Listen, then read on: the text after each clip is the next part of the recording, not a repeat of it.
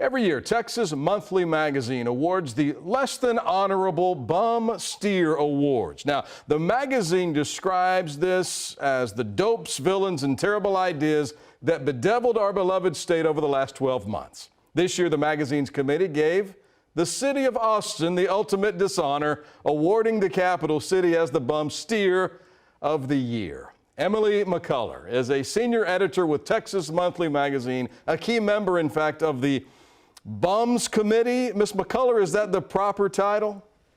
Yes, sometimes we call ourselves the BS Committee, but yes.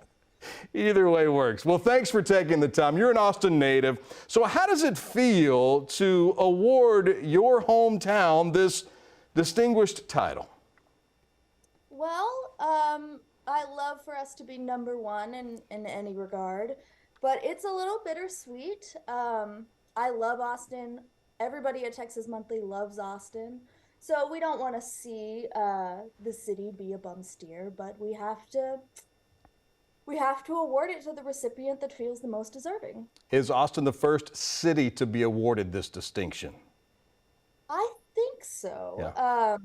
We've been doing this for decades, so you would have to go back. But for Bum Steer of the Year, I think this is the first time it's been an entity quite this large. Quite an honor. Okay, the article says, the Austin of 2022 isn't just different, it's unrecognizable.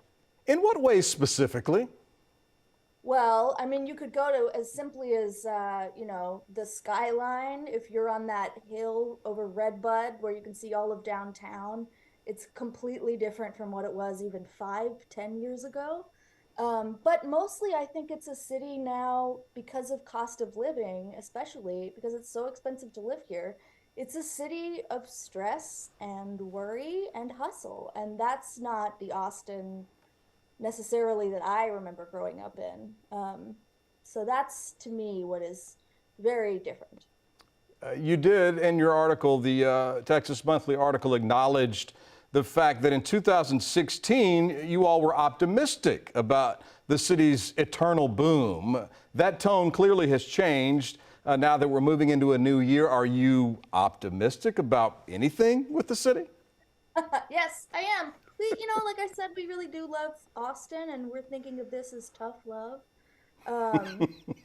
So we want, I believe that the city can still be a good city. It just needs to be aware of the direction that we're heading in. I think that you can turn it around, and next year you don't have to be the 2024 bum steer. So I like to be optimistic, but I do think just the drastic change this year, it's just been too much. It's gone too far. I think many would agree with you. Now, we did actually speak to our new mayor-elect, Kirk Watson, and he said he just got elected mayor of a city that got the Bum Steer Award, and he hates it, he told us. What do you hope to see from the new mayor, maybe, the new leadership going into the new year 2023? I would love to have housing affordability be a main issue, but to make sure that it's equitable citywide. But I think that that's a concern across the board. This is not his first rodeo, so he knows more about being a mayor than I do. Very good point. And finally, Emily, again, thanks for taking the time. This is obviously a fun thing for people in Austin to read, and a lot of people agree with much of what is said in the article. What do you hope people take from it? I hope people have fun. Bum Steers is at its heart. It's lighthearted, and so I hope people know that we do care about Austin and Texas, and we do consider Austin to be a distinctly Texas city. So I just hope people can laugh and enjoy it, and yeah. Well, I enjoyed it, and I laughed several times. Emily McCullar, senior editor with Texas Monthly Magazine, thanks so much for joining us here on KVUE. Thank you.